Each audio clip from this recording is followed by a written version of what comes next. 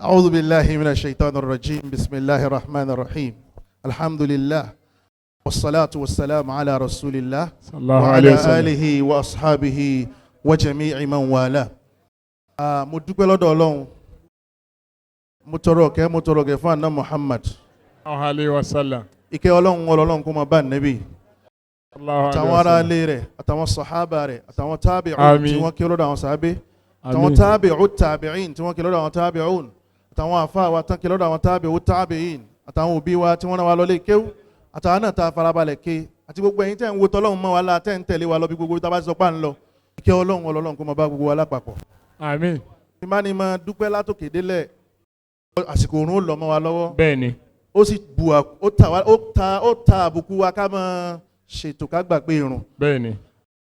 Bàbá mi tí wọ́n wà níkàlẹ̀ the chairman of the occasion. Bàbá hayatahu. ìmọ̀ bí mo ṣe lè kí yín. Bàgán dòjì. yóò dáa fún ọ. olóyè bàbá wa ọba aláfíà yìí ni wọ́n ẹ bá ń sọ pé bàgán òjì. Bàgán dòjì. ẹ bá ń wíwẹ̀ lẹ́ẹ̀kan sí. Bàgán dòjì. the turaki of láfíà jì nìyẹn ẹ ní máa padà síbò. Àmín. àwọn nípìnlẹ̀ oríire yìí àwọn tí wọ́n bá bí ọ àwọn náà nípìnlẹ̀ oríire rẹ. Bẹ́ẹ̀ni. gbogbo dáadáa tọ́lọ́run máa ń ṣe fún yàn Ọlọ́run bá ṣe fún yín jù báyìí lọ. Àmín. bákan náà ni the chairperson Alhaja Rashidat Modúpẹ́ Ọládìméjì Dr. Mrs. wọ́n jẹ́ registrar Al-Maqam University.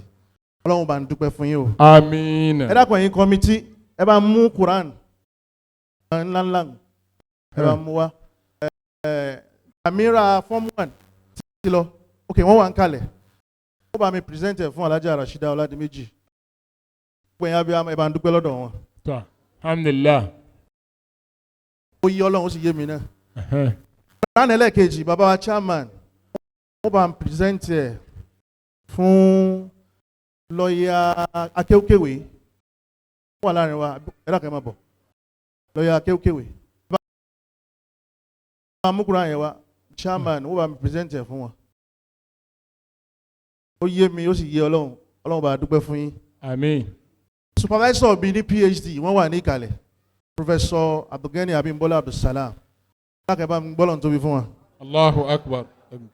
ẹ bá ń pè mí ní dókítà lẹ́nìí àìsùn àìwo wọn ló fà á gbogbo ẹni tó bá bá mi díìlì yóò mọ̀ pọ̀ lẹ̀ ni mí ọ̀tọ̀ ní kọ́lọ́ ń bùyàn lẹ́bùn ọ̀tọ̀ ní kéèyàn jọ lẹ̀ ọ̀lẹ yányán ni mí bí ìbá lẹ́ni tí ń lé mi báyìí mi sábà move àmọ́ tí mo bá tún sí ní skul gan bàtà lọ sabatika ní Danjuma sọ ń kọsẹ́ rẹ̀ mo bá ń san yín lẹ́san o. Àmín o. mo sì dúpẹ́ ok lọ́yà kéwké o ti wà ń bí. àwọn náà dún yìí. ẹ bá ń lọ sọ́dọ̀ tí ìfẹ́ yìí lé gbé wọn dìde ni àmọ́ ẹ bá ń lọ sọ́dọ̀ wọn. kálí Amira wọn bá ń pírẹsẹ̀ntì fún Alhaja Rashidat Ọládìméjì àwọn láwọ̀dù tá a fún yín àmọ́ Ọlọ́run bá fi Quran alibarika yóò bá fi mú yín dàrú. Àmín o. kí Alhaja wa Bọ́lá Jìmàdà káwọn náà bá wa kún Amira form 1 ká bá wa pírẹsẹ̀ntì fún wọn. So my supervisor oho yín ní appreciation tó pọ̀ inú mi dùn pé nígbà tí wọ́n fi announce nígbà tí gbogbo ẹ̀ ó fi dọ̀bẹ̀ Ọlọ́run ti ní ká announce professorship yín. Alhamdulillah. oore tí ẹ mọ rí lẹ́yìn professorship Ọlọ́run bá a ṣe fún yín. Àmín. Ọlọ́run bá a ṣe fún yín. Àmín. bẹ́ẹ̀ni engineer lọ́ọ̀yà kéwkéwé wọ́n gbà tí wọ́n lọ́dọ̀ chairman. so àwọn òbí mi ẹ̀yin ìyá mi tẹ́ wà ń kalẹ̀ ẹ̀yin bàbá mi tẹ́ wà ń kalẹ̀ nílé ìyá àti nílé bàbá méjèèjì náà ló wà ń bí Ọlọ́run má dà lé náà rú. Àmín o. ẹ̀yin tẹ́ tọ́ mi Ọlọ́run má dà lé náà rú. Àmín o. ilé bàbá wa Tẹ̀mím Mufassir àgbà fún gbogbo Olúlọrin mukadamu àgbà tàná Ọlọ́run má dà lé náà rú. Àmín. gbogbo bí tí mo ti kéwú lápapọ̀ Ọlọ́run má dà lé náà rú. Àmín. àwọn Muslim community Ìlọrin International Airport wọ́n wà ní ìkàlẹ̀ kí ni mo pè Muslim community Ìlọrin International Airport àti chairman Muslim community wọ́n wà níbí báyìí Ọlọ́run kó bá dúpẹ́ fún yín. Àmín. Darul Kitab Dr. Yusuf Gamawi adamallahu hayatahu wa hafidhahu wa ra'ahu. Àmín. gbogbo yín lápapọ̀ tí bá ní ma dúpẹ́ fún yín ọjọ́ lọ bisimilayi kan Fatiha kan ara tọ́lọ́run máa fi ń dá nígbèsè ayé èèyàn Ọlọ́run kó bá fi dá nígbèsè ayé yín. Àmín. gbogbo àwọn tó fún wa lówó mi tẹ àkádọ́mbà mi síta rí I hate it. gbogbo àwọn tó fún mi lówó àwọn bọ̀dá mi àwọn àǹtí mi àwọn ìyàwó bàbá mi àwọn ọ̀rẹ́ mi àwọn náà fún wa lówó tá a fi ṣe gbogbo kínní àwa ò ní tọrọ bára Ọlọ́run fi wá sínú wọn. Àmín o. bẹ́ẹ̀ bá sì fẹ́ dá sí náà bá fàlìkálí ti wí ìbẹ̀ wọ́n ń sẹ́ àmọ́ wọ́n ti jẹ́ kéèyàn dá sí tó lọ́mọ̀ pa jẹ gbogbo yín àtàwọn tó wà ní UK US Japan Nigeria ọlọ́run mọ́sá bá ń dúpẹ́ fún gbogbo yín. àmín o. bisimilahi rahman rahim inna a'tayna kalikawusar fasalli li rabbika wanhar inna shani'aka. fatiha alalubarika pẹ̀lú bisimilahi tá a máa ń ké ọlọ́run kó fi alubarika kó fi mú wa.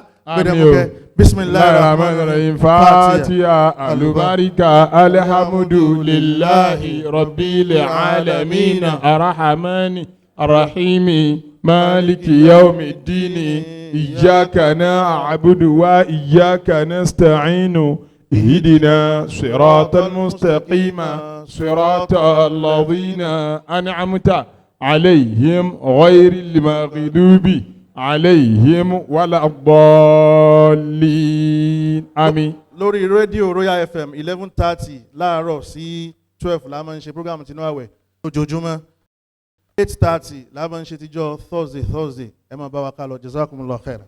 Àmín. Shukran. Ká máa lọ síbi tí wọ́n ti ṣàdúrà tí wọ́n